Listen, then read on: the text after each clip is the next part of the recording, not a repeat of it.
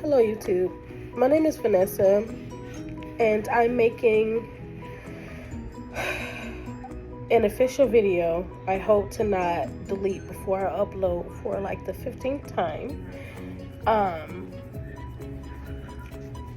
to shed light on a few topics, starting with autoimmune disease.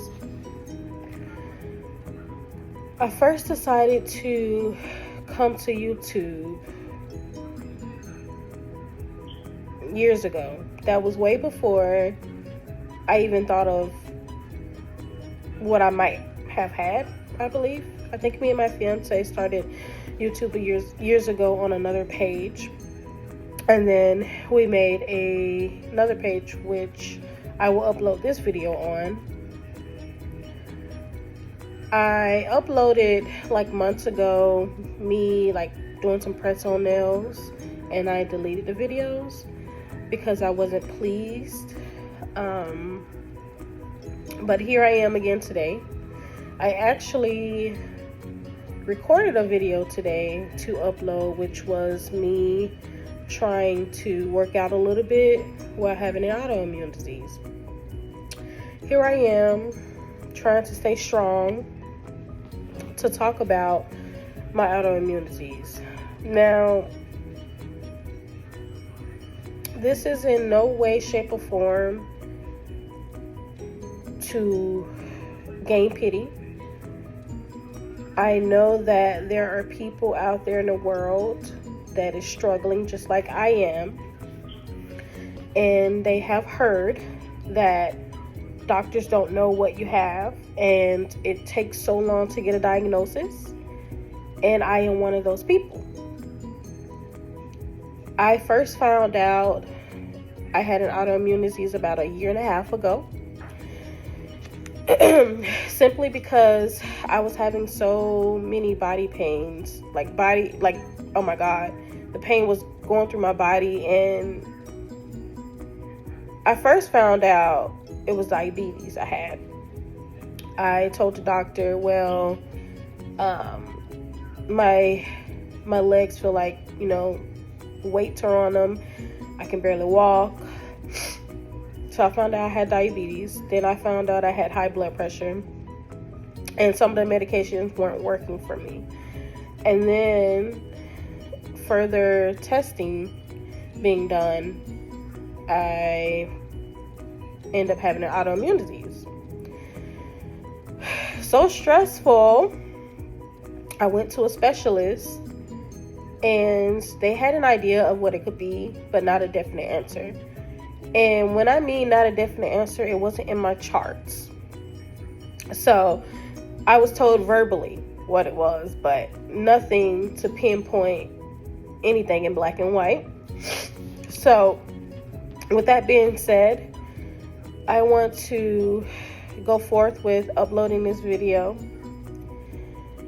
talking about my autoimmune disease, which was said it could be lupus or rheumatoid arthritis, and they put the words together and made it lupus.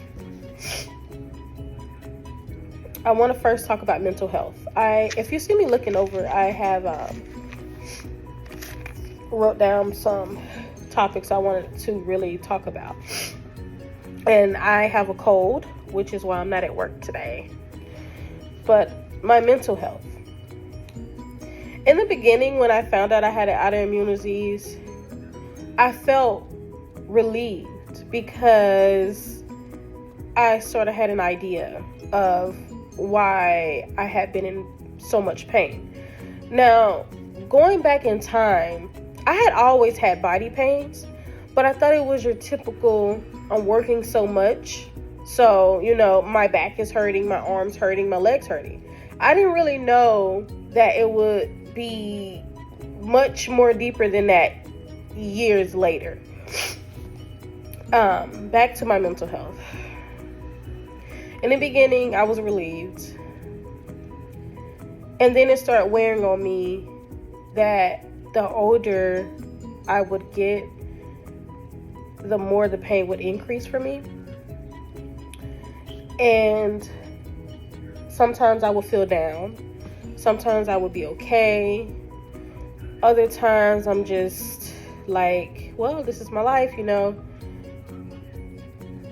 But I really don't know.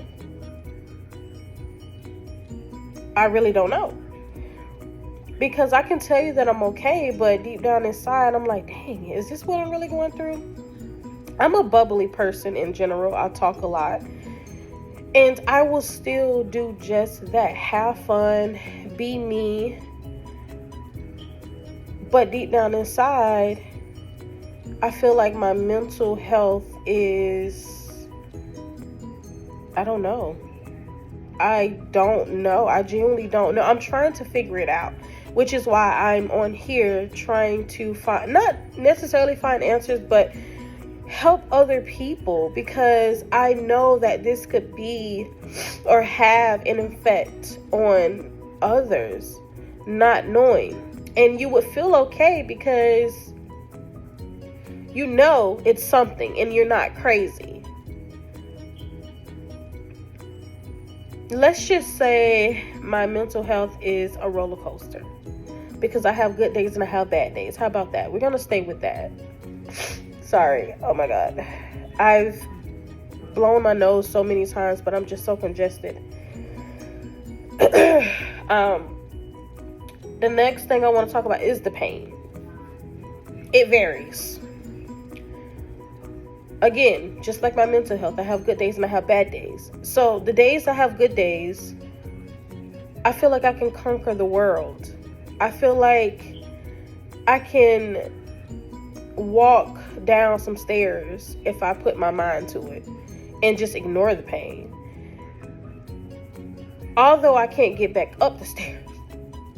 Although I can't walk back up the stairs, I can go down the stairs, because by the time I walk down the stairs, the pain is increasing, so I can't go back up the stairs. But I would consider that a good day for me, because at least I walk down the stairs. And I'm saying down the stairs because if I walk up the stairs, my mind is just like, okay, I have to get up these stairs if I have to.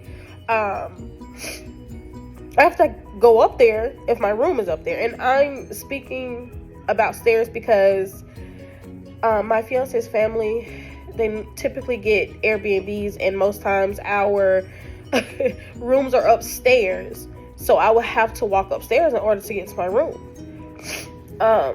Our apartment don't have stairs, by the way, which I am grateful for. But on my bad days, I can't do much. Like right now, I feel like my house is closing in on me when it's not. But I feel like I'm a clean freak, neat freak. Sorry, I have to blow my nose. I'll be right back. Okay, I'm back. I am a neat freak, and I like things the way I like them. So when it comes down to certain things, like right now on my couch, I have bags on my couch. It should be in the closet or something like that. And I feel like in my head, that's a bad day for me because I can't do the things that I really want to do. And when I start to move around, the pain would start increasing gradually. Like it would just start, and I would get so low in my spirit. And my bad days, I can't move out of the bed. I cannot move out of the bed. It gets so bad to where, let's say, for example, on the weekends, my fiance would have to lift me up or help me to the bathroom, and then some days she would have to lift my leg up to get in the tub to shower. And speaking of which, we don't celebrate our spouses enough for being there. And just last night, we were watching OCD disorders on the TV. And there was this episode where this guy left his wife, and the wife bluntly said she would have never in a million years left him. He's the one that's suffering from OCD, by the way.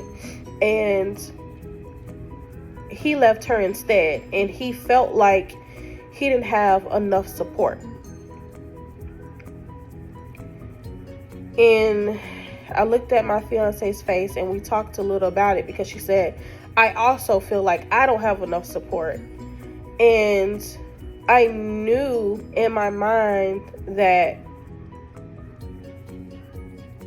I'm taking the things that she would do for me for granted, because she do a lot for me, and I never want that to go unnoticed.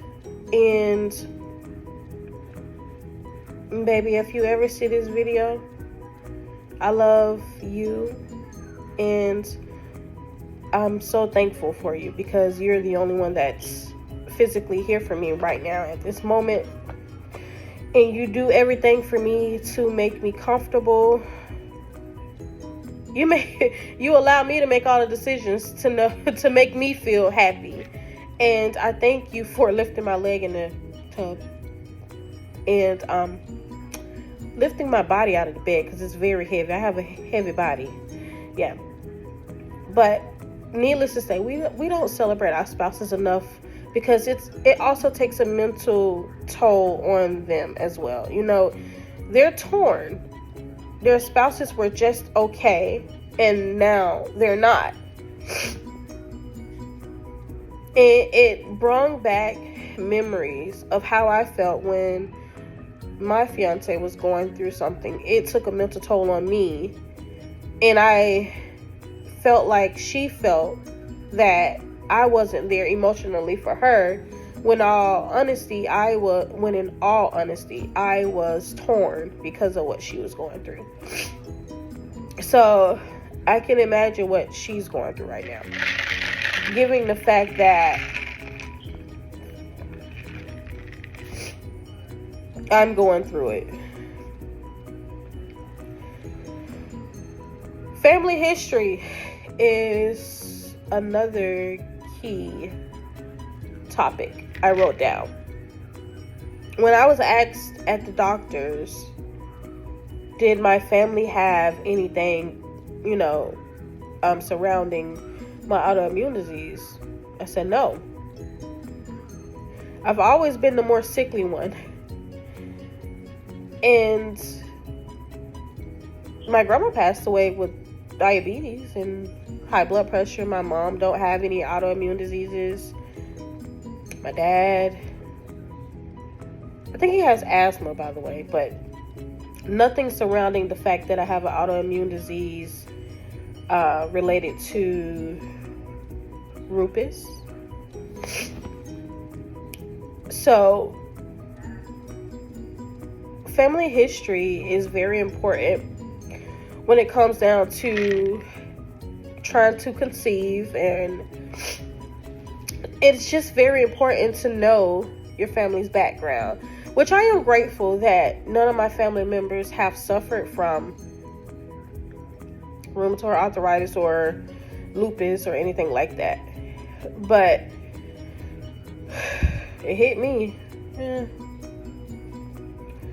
How do I cope without a definite answer is another topic I wrote down. I do and I don't. Let's just say that.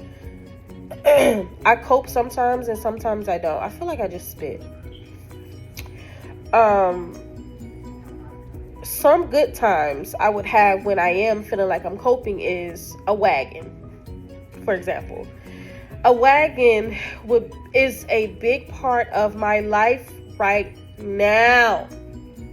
And going back to my spouse, she's the one. She's the one that recommended a wagon. I love to cook, by the way. So I would go grocery shopping. I do most of the grocery shopping. And, excuse me, I would have to put the groceries in the car, and then take them out. Instead of making 5 trips when I can barely hold one bag in my hands, I have a wagon, which you will see more of. I have a wagon to put all of my grocery in. And just when I thought life was getting so hard for me, I felt like in an instant, I hear an airplane. Just in an instant, it got so much better for me. I was so excited one day. I went to Target and I had my wagon. I had my wagon in the car, and I went to get like a case of water that I couldn't carry. I put my case of water in the wagon, and I rode that wagon all the way to this door. I was so excited. I had to take a picture and show my fiance because I was just so happy. Like, it made my life so much better. So there are things, when I'm coping, there are things that help me a lot. And I am forever, like, grateful for her, grateful for the things that are out there in the world that can help you when doctors aren't really giving you answers. Because, again, you're still in pain while you're trying to figure all of this stuff out. Oh my God, I feel like my nose is so dirty. Hold on. But there are things out there. And oh my God, this is a big one. Having a mobility chair. Saving me. It's saving me. I remember when was this? Was this last year? My birthday last year. I wanted to go to the zoo, Miami Zoo. I was in so much pain. I could not walk. And I didn't know that it was that bad. I did not know that I wasn't going to be able to necessarily walk as long as I wanted to. There are things where you could rent to ride around, but I'm like, I want to walk around with the family. Why would I want to? No, I don't want to sit down and ride. Honey, Miami Zoo is big, and I was in so much pain. I had to stop every 2 seconds to sit down on a bench. And even when I got up to walk ahead, I was in so much pain. Sorry, I'm very dramatic, by the way. Another situation, we went to the fair, the South Florida Fair, last year. I was crying, honey. I was crying. My girlfriend kept saying, let me go rent you a wheelchair. Let me go get her a wheelchair. I'm like, no, I'm a wheelchair. Like, trying to put me in a wheelchair. I can do this. Honey, I was crying. Real tears. My ankles was hurting so bad. And last year at the South Florida Fair, they took all like the seatings. There weren't that much seatings there last year. And I don't know if it was because they wanted people to go near like the food areas more so or what. And my poor girl, I'm calling her my girl, my girlfriend, my fiance, my baby, my life, my everything, honey. You're going to hear everything in this video when it comes to my girl, because that's my girl. But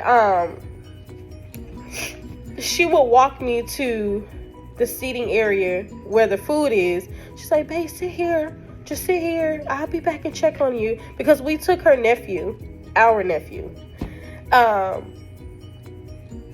to the fair.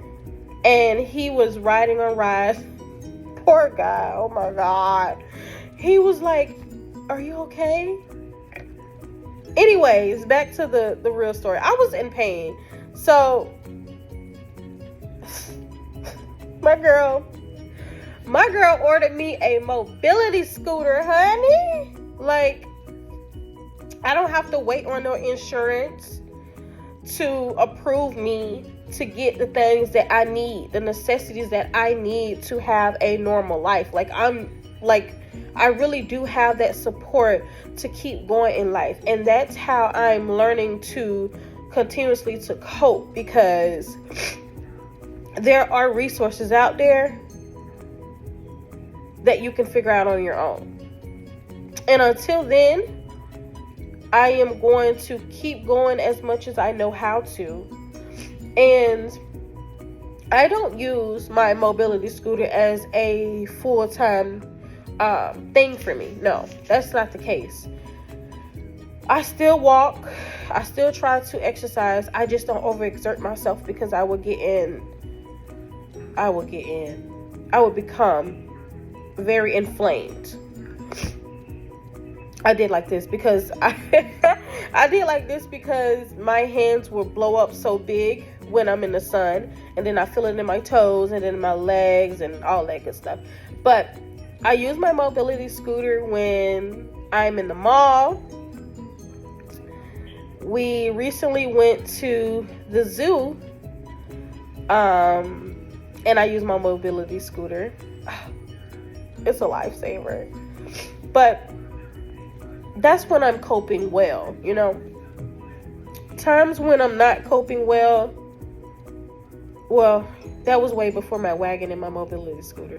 So I can't really say anything towards when I'm not coping well, because I wasn't at first. It was really hard for me. There are times where I can't get out of bed to go to work, and I feel so useless. Although my job consists of me sitting, it's not about sitting. It's about you being able to get up, get out of the bed, brush your own hair, bathing yourself. And those are the things that I have a hard time with when I'm having a bad day. I can't lift my hand, my arm, to brush my hair sometimes. And when I am trying to bathe myself, sometimes I have to just lean against the wall and just let the water run on me until I have the energy to actually bathe. You know, it's really hard. And I remember when I went to the rheumatologist, the first rheumatologist, I told her I wanted to go the natural route, because I just figured, I don't know. I just figured I didn't want to take a lot of medication, because I'm already diabetic. I already take medicine for that. And then I have high blood pressure, and I already take medicine for that. So I didn't want to keep putting medications in my body, or medicine in my body in general. So going the natural route for the first rheumatologist was like gummies. If you know, you know. Honey, I went to sleep one day, and I don't feel like I woke up until the next day. I said, I don't want to take this mess. Why would I want to take that? This ain't that ain't the natural route I meant. So, I actually stopped seeing that rheumatologist. It's really hard, by the way. That's another thing. I didn't write that down, but it's really hard actually finding the right specialist for you, you know.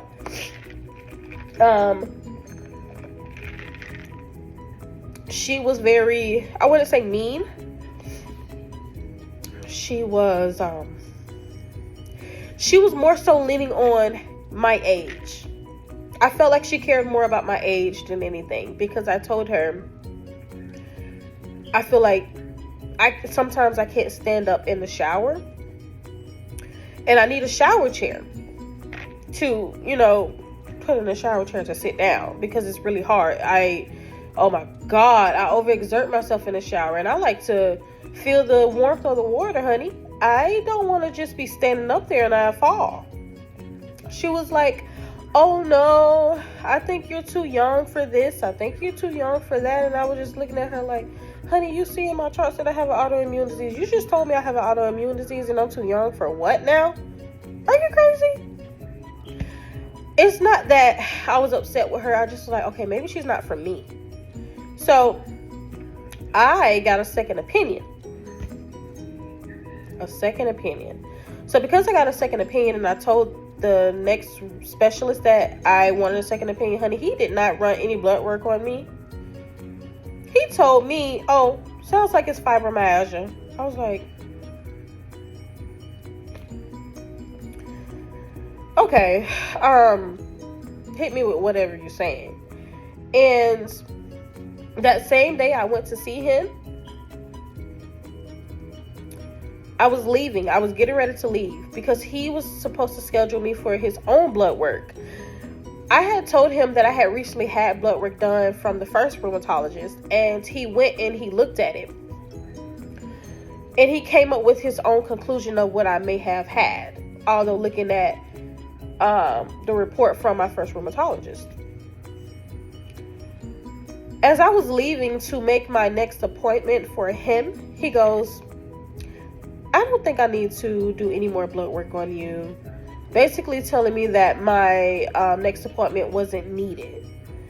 So I don't know if it was because I didn't come to him first. I don't know. And all I can think about is, oh my God, I'm trying not to blame the healthcare field, but do you not realize I'm the one that's going through it, honey? I'm the one that's in pain. And as this guy touching me, like he's squeezing my hand and, you know, squeezing my back and my, you know, just everything. And I'm like, ow, ooh, you know, I'm hurting. And he said, oh, it's fibromyalgia. So he didn't do any blood work. So I don't know how he thought about it. But anyways, I got to wrap this video up because I have to use the bathroom so bad.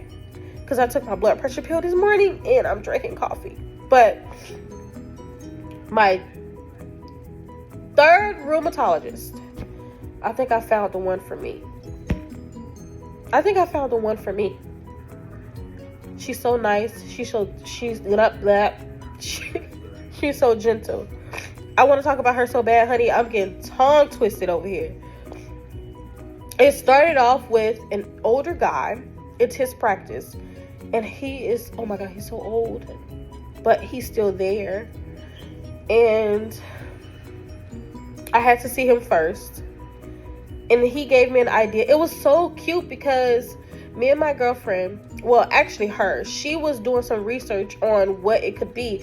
And I would kind of like tell her some of the things that I would be going through. My girlfriend's also in the healthcare field, by the way. Oh, I'm telling my girl business. My girl. But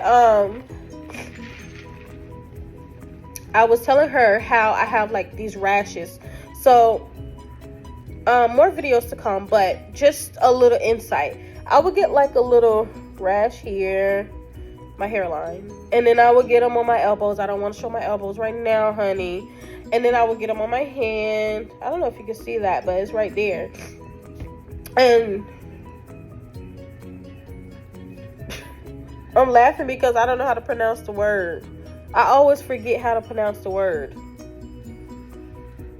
Anyways, whatever we concluded that it was, we told the third rheumatologist that I had gone to, the older guy. I can't remember his name, by the way. Oops. But I know his assistant's name because she educated me on some things and it made me feel so safe, you know. But I told him what we thought it was, and he asked us, he was like, okay, what makes you think that is this? And I showed him all of the little rashes that I would have, and he was like, well, I think you guys are right. And I was like, my girl's so smart. Delusional me. But it made me feel so good to know that he didn't disregard us feeling like we knew a little something.